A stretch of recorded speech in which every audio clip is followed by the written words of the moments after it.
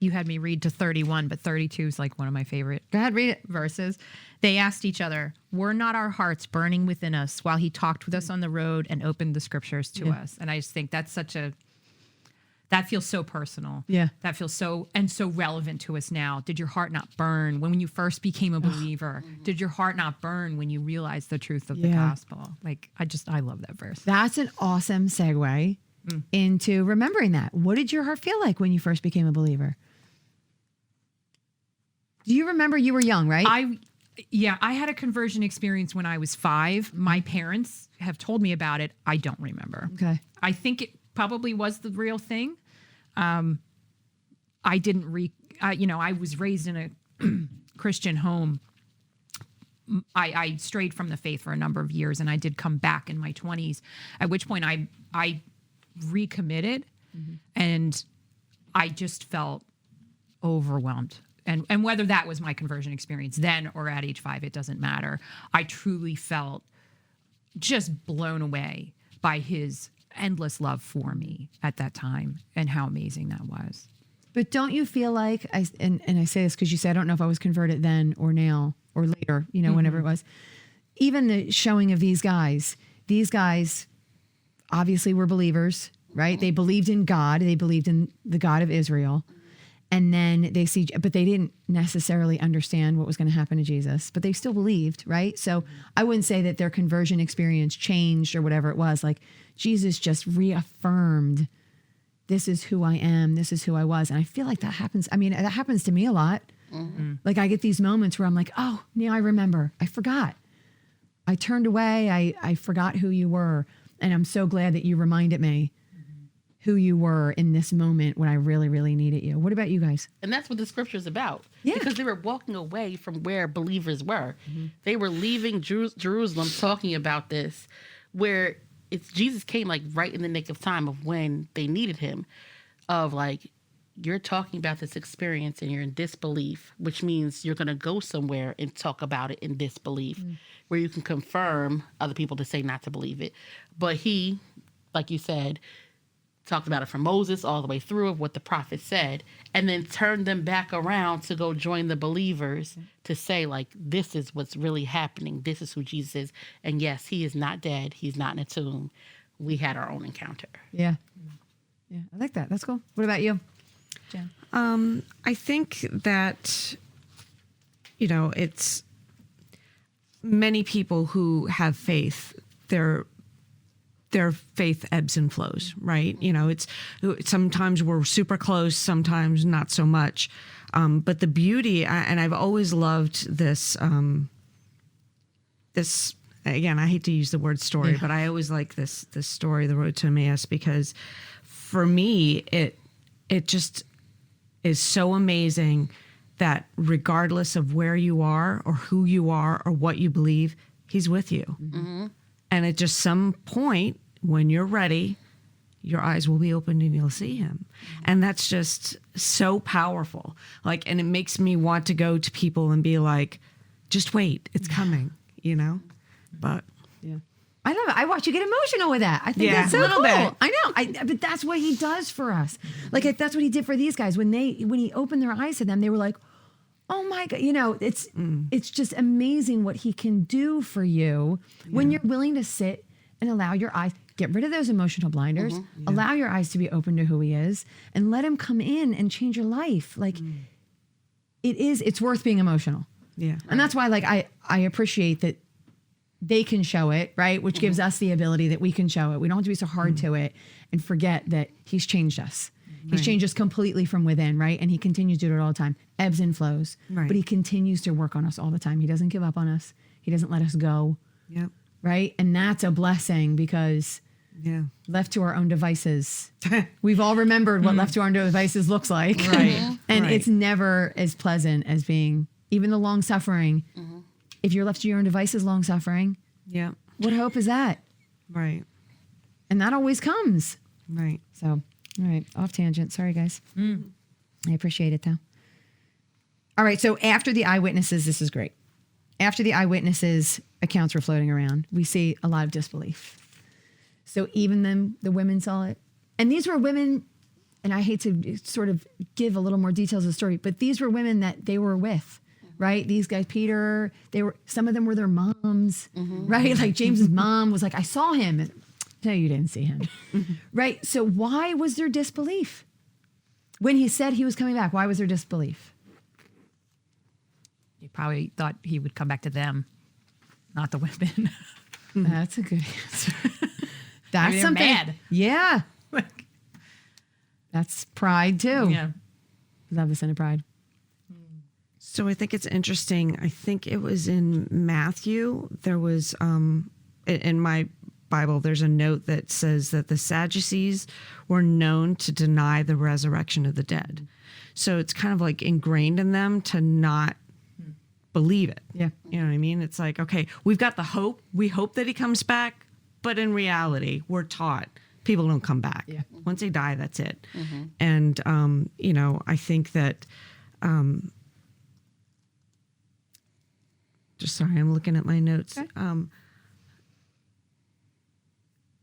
You know, that even the Jewish people, they opposed the story of the resurrection because they said it was a deception perpetrated by the disciples, you know, that this is all, you know, that they're trying to forward their agenda. So it's like, you know, kind of like you want to, what camp do you want to believe in, right? Do you want to believe that there, you know, really is truth to his story, or do you want to believe that, you know, meanwhile, while nobody was looking, even though it was the Sabbath, you know, somebody snuck in there and took it, and you know, and if you're a non-believer and you look at that and you say to yourself, okay, let's say that that's more believable than his return, right? The fact that that story has gone through time and goes through so many different, so many different religions. Oh yeah, that Jesus guy, he was trouble. Like, you know what I mean? It's like the fact that if it was all a deception, what an amazing effort that everyone would have had to put in to make that deception last 2,000 years. Right. You know, and the discipleship was so small. It was only 12. Like, for them to go off, and how many people believe now? A little more than 12. Like, Yeah. you know, Yes. so it's like the fact that could have spread and overtaken so many other beliefs at that time. It's just, it's hard to not believe in the truth of that. So. Yeah.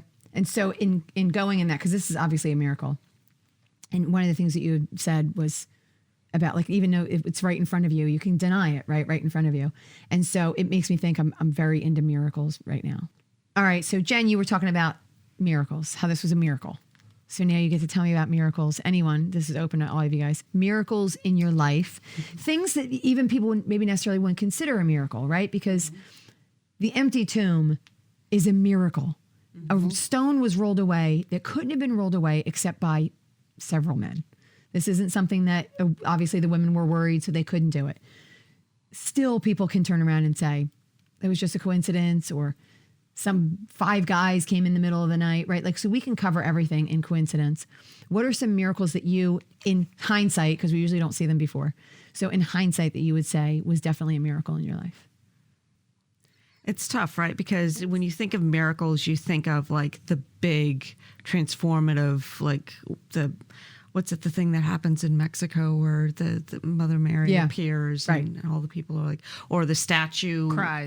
you know, Right, cries. yeah. And it's like, so you're thinking, oh, it's got to be something overwhelming. It's got to be this big, huge display of, you know, amazingness. But you're right. It's like the miracles are in the everyday moments. Like the fact that I continuously, you know, I'm like that small child that like wanders off, you know, and the parents like, no, come back over here. And, you know, and it just keeps redirecting me. Even, you know, even in the beginning of my walk, like I didn't even know I was walking. Yeah. You know, I didn't even realize I needed faith. And he just kept, come on. You know, I'm like, okay, I'll pay attention for a little bit. And I'm like, oh, look, butterfly. Like, you know what I mean? And then I'll stray again. But that, to me, that's a miracle that he doesn't give up, that he's patient, and he's just like, okay, Yeah. come on. All right, here I come. Like, so that's the miracle for me, that he just doesn't give up. Anyone else? I agree. One miracle I could say is when I was, I think, like 12 or 13, my great grandmother passed away. She was like 95. And one of her nurse attendants spoke of like how good she was and like praying with her. And one of her prayers was that one of my first cousins, well, two of them would become saved, that like they would accept Jesus into their life. And so I'm sitting at this funeral like, wow, that's like so amazing, to where this nurse would mention like my two cousins to form a relationship with Christ. And I was like, I wonder what that all about. Like, because I didn't know the hardship that they were going through of like abuse in their home. And so, or troubled times in their home. And so, like, to fast forward, my cousin, he passed away at the end of 2021. And so, I just thought back like, oh my goodness, like this, my great grandmother prayed, a lot of people prayed, but then it's like, he did know God. He knew scripture. He knew how to interact with people, of teaching them about Jesus's love. And like, for me, that's the miracle of like, instead of me like day by day, like, it's the miracle happening, the miracle happened. But it's like, this was over a 30-year period of seeing how God worked in him and how he loved. Yeah. And they're sometimes the hardest ones to see, because I always think of miracles hindsight. I even like what you were saying, Jen, those series of events that brought me to faith that would have never seemed to line up. It was through reading books. This is going to sound terrible. It was about reading books of vampires, and that translated all the way to me having faith. And so it was just but it was like 50 baby steps. Like obviously it wasn't right from there to there. Like, oh, you need Christ in your life in that book. And then all of a sudden I was converted. It wasn't anything like that, but it was these series of events that I look back now. And I'm like, without even those two pieces, it wouldn't have connected. And so I always just think about how miraculous it is that he does that, and he does it unwittingly, right? Like, you don't know it's happening at the time. You can't, you can't like buckle down. And I know there were people praying for me. And so his miracles are they're always amazing to me. And sometimes they're the smallest of small miracles. Like, I remember seeing a deer and I was like, oh, I totally asked to see that deer. And I remember later being so excited because all I wanted to do was see a deer on my walk. It's literally all I wanted to do. And I prayed about it and it showed up, which someone listening is probably like, that's not a miracle. But to me it was, because it was what I needed at the time. Right. And he showed up. So, all right, moving on. So, because we talked about unbelief, why? So Jesus comes in later and he reproaches them. I hate using a Christian word. He yells at them, essentially. He's frustrated with them because they didn't believe. Right. And so why, well, we talked about why they didn't, but what makes him so frustrated? Why would he be frustrated that they didn't believe? They had first-hand accounts of Jesus. They had intimate times with Jesus. And so he's frustrated because all of that time in the teachings, it was like forgotten. What was he teaching them? He was teaching them to spread the word. He was teaching them to say that love is what comes first. And he was teaching them that, that through him that they commune with God. And so, and it was that he can't do it by himself. And that he took these few 12 people and the interactions that he had with the numerous miracles that he had before his death, all of that needed to come together to fulfill the prophecy. It wouldn't have been fulfilled if they didn't do their part. And Jesus said, I did my part. I talked to you. I walked with you. I fed you. And so now I need you to walk, talk, and feed and baptize like I did. And after you said he did his part, what was the other part of his part that he did that he just showed up? Wait, say it again. You said he did his part, and you He said died. he and then what? He rose again. Right, and then he rose again. Right, and he shows up. Yeah. You're right. He says, I did my part. I died, and I'm back. Why Right. don't you believe me? Right. Right? Yeah. Right. So, because what did he do? And you're right. He did all of those healings. He showed them how to love. He showed them how to suffer. He showed them all those things in his resurrection. what I'm trying to get to a very particular, why should they have known he would be back? He told them that he would be back. How many times do you remember? At the Last Supper, he told them. When Peter walked on water, didn't he tell them? Or no? I'm not sure. We'll have to look that one up. Okay. But he told them several times. Yeah. And it got bigger and bigger each time. This is Right. what's going to happen. This is what's going to happen. And I'm going to come back again in 3 days. So he Right. did. He told them several times. So that, have there been times, and this is again out of the blue, have there been times where you didn't listen? And then, Yes. Every day. and you were, and then afterwards you're like, why didn't I listen? So can you think of anything? I don't know if you can think of anything offhand where you specifically didn't listen. And maybe you got reproached, yelled at, frustrated. I don't know if it wasn't listening. I was being very begrudgingly. And we were on vacation every year. We would go to Miami for Christmas because that's where my grandmother lived. And so before going, I got into an argument with my one sister. Then I got into an argument with my other sister where I felt like I was double teamed. And so we were supposed to go to the mall before we had all these arguments. And like, I didn't want to go.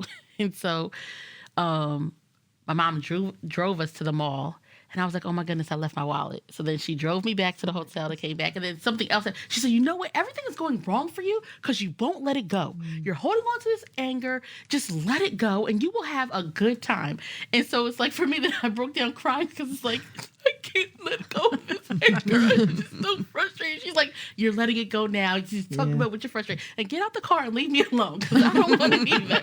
And so it's like one of those things, like we try to hold on to something that God is saying I don't need it because he is something bigger for me. Mm-hmm. And so like, that's what, every time when I think of like, I go to that one because it was just such a big thing. My mom was, because she doesn't get angry. So when her voice changed, I was like, oh. It was like God yelling at me. And so like that helped me ring it in of like, okay, let it go, listen, and then good things will happen. It had a great massage that day, had a great lunch. I'm not mad at people anymore. Yep. Yeah, when we hold on to those sins, it's terrible. I know. Yeah. All right, Jesus shows himself to 11 more. What was the point? This is a practical one, really. What was the point of him touching and eating? I think he knew he was about to commission them, and they really needed their faiths and belief solidified. Yeah. Because they know it's coming. Mm-hmm. He was executed for what he'd been preaching, and he's now asking them, I need you to go and preach this to everyone. So they needed that time of really being affirmed and prepared. Yeah. And I love this in the book where he says, touch me, feel me, I'm going to eat. How does that firm up your foundation of your faith? Like, I think I talk about foundation, like when we build a house, obviously we build this like really strong foundation, and without it, the house will crumble. It can't stand. And so all of these things that he tells us are kind of building this cement bottom on our floor, right? So then when we go back and we question, which we do, when we float, when we see a butterfly, right? We do all those things. We can come back and we can tell ourselves, yeah, but he, really ate. What does this do for your foundation? Does this in particular, this imagery, this idea, does this firm up your foundation at all? I think that it's human nature to want to have tangible evidence, right? Yeah. And I don't want to go off on a tangent, but even with people today, during the whole pandemic, it's like, we need the science. We need to know that there is truth behind what you're selling us instead of just blindly like go ahead and accept whatever the government is telling us to do. Right. Yeah. So, it's difficult to believe in something that you can't touch and see and smell. And even then, there he is with Thomas, and he's like, come on, stick the finger right in there. Like, I know you still don't believe. You see me and you still don't believe. You have to touch me. And, and it wasn't until then that he finally converted and became, one of the greatest, spreaders of the good word. But it's like, it's just part of our human nature. And even when you get that evidence, people still struggle and doubt. Yeah. And like you said, I mean, that's a great point. I didn't even think about that. It's like, not only is he showing it just to show his human side, but he's like, this is what's going to happen. So you need to understand what you're stepping into, because I'm still asking you to go Yeah. and spread the word. Yep. Yeah, their job wasn't done. You're right. Right. Yeah. Or even it's kind of like you can speak to your disbelief, because now you believed, now you're in disbelief, and I'm here, and you're turning around to believe again. Yeah. When you go to spread this word, there are going to be people who are going to be unbelievers, and that's how you're going to connect with them. And then something that I was thinking about before also was that, like, he did all these things as a model of how to interact with them, like sit down and break bread with people, walk with them and have a conversation with them. And so with it, it was like, this is what I did, you could do it too. Yeah. And so it's just amazing to me. So he models everything for that. And this is the grace and beauty he has for us, being as kind of broken as we are, right? Because even he could have just left and said, I told you already, move on. This is what I told you. This is what I gave you. I gave your commission, go out and do it. And he didn't. And to the worst of us, he said, now you can feel me and touch me, because now you know I'm here. And he didn't even get mad at them. Like, he had compassion for them, even in recognizing that there are people, because I'm one of those people. Like, I remember when I became a believer, it took a really long time. Like, I was like, I'm not going to believe till that entire story makes sense. You know, I got to have every image laid out. I have to know, I have to recognize that this completely makes sense. And bringing up the pandemic is perfect timing, because it's the same thing we do now. And I do it too. I do it too. Like, well, my science says, right? Like, My degree in this right, field. says- right. And so who can we trust? And he consistently comes back and lets us know that we can trust him. And he comes back and he says, I'm here. I told you I was coming back, and now you can touch me. Now I'm going to eat, and you can trust me that I said I am who I am.